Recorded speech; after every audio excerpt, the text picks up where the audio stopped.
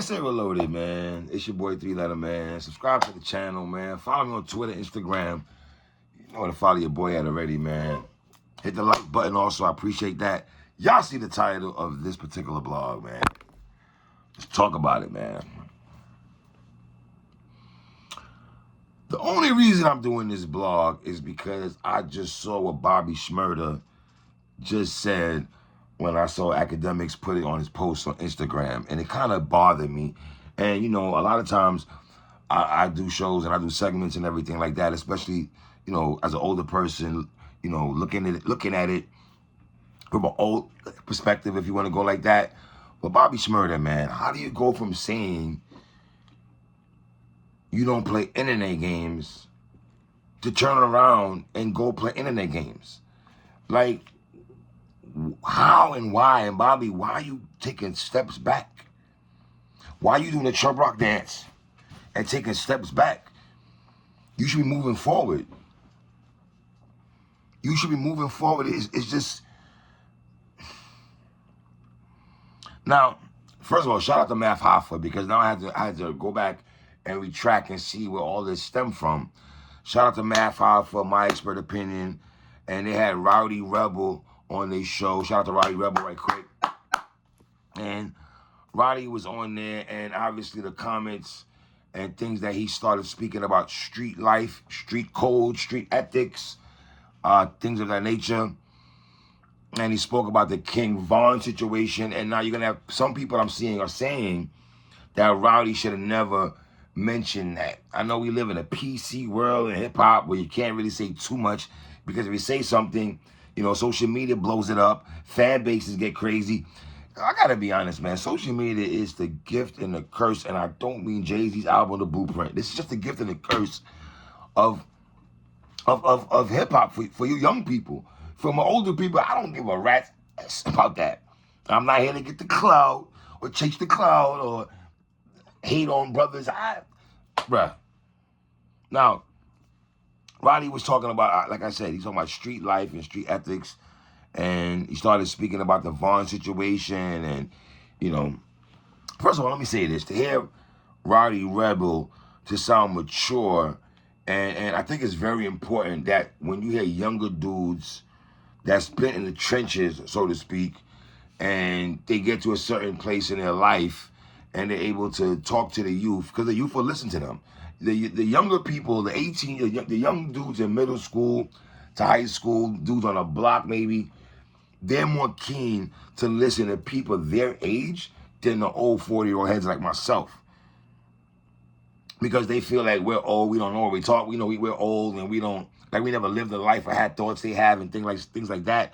So they rather feel comfortable speaking to a younger dude or hear it from a younger dude perspective. So when YB was doing the Stop the Violence thing, you know, and everything like that, I mean, I'm not saying we're gonna stop the violence movement or some self-destruction 2022 type vibes. That's obviously not gonna happen in this era of hip-hop. And why is that, though? Sidebar right quick.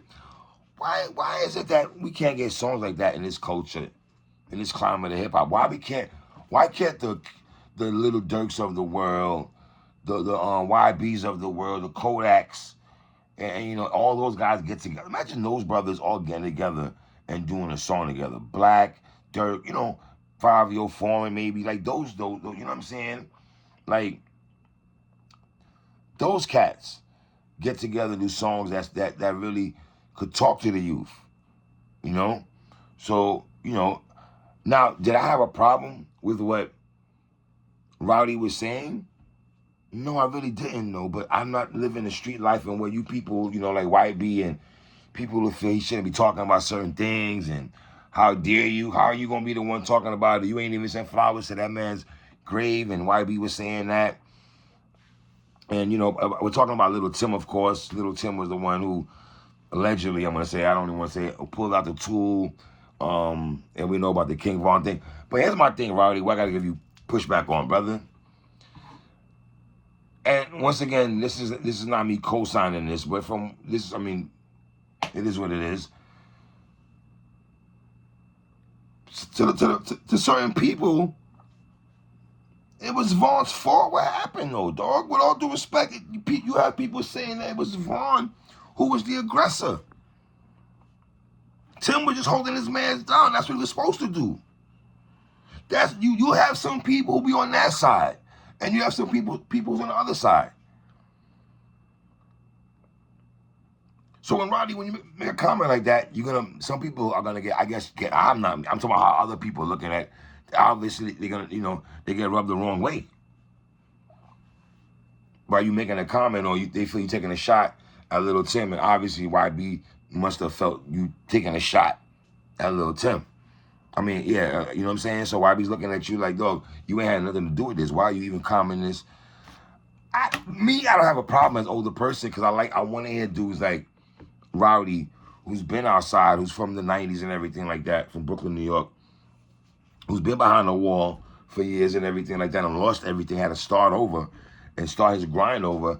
I think it's very important for people to say, especially in New York City, with all the killings and everything that's going on in the Bronx, drill music and everything. So that's how I'm looking at it.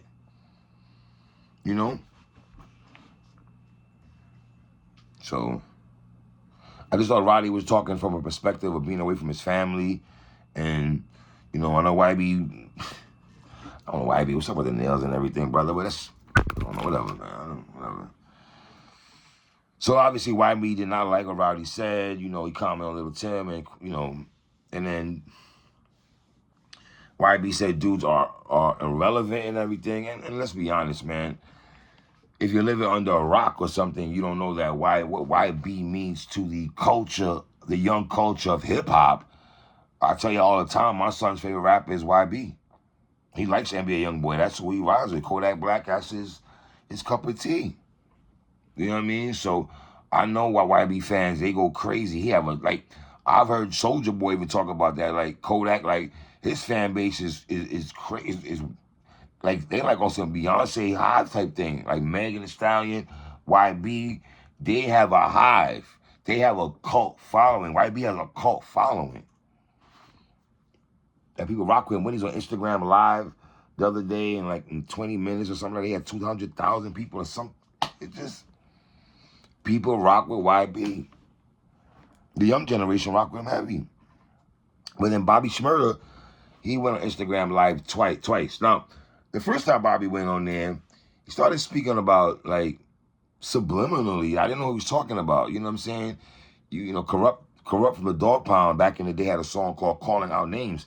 And I was, at first, why Bobby Shmurda wasn't saying names. It was like he was subliminally. I was like, who's he talking about? He didn't say YB's name. Then he spun the block back later on and went on Instagram Live and saying that I don't play the internet games, and then decided to play the internet games by saying, and I quote, I wasn't even talking about you, YB. Then said, I'm going to boom dudes. Now, if some of you people who's not from New York City, when they say boom, I don't know if it's other cities, but I've heard the young boys in New York, they seem to always go with the word booming people. And I don't mean booming system by LL Cool J, on LL Cool J song and everything like that.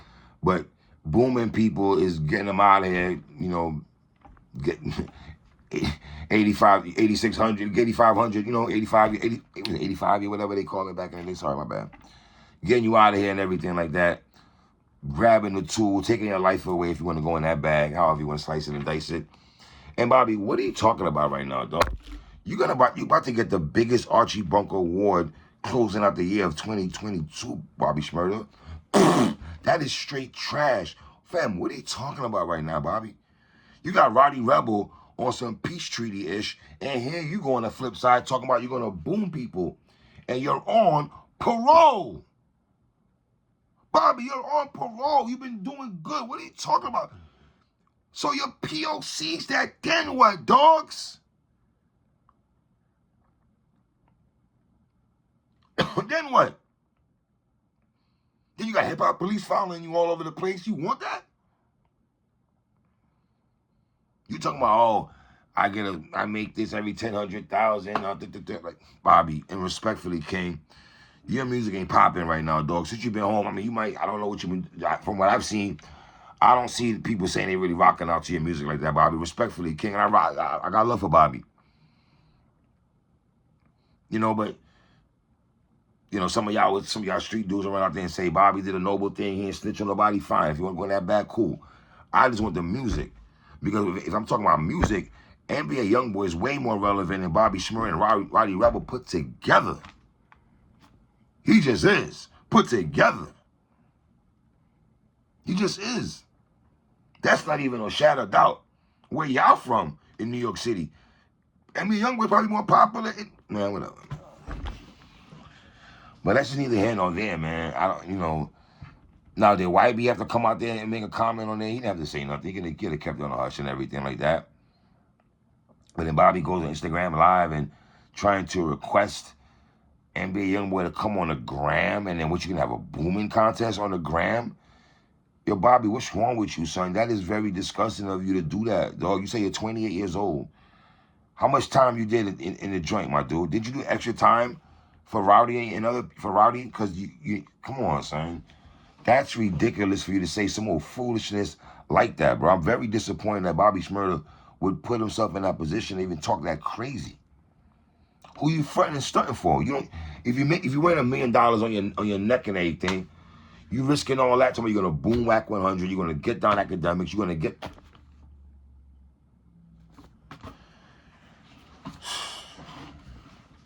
Anyway, man, leave comments on the bottom, man. Tell me what y'all think, man. It's your boy 3.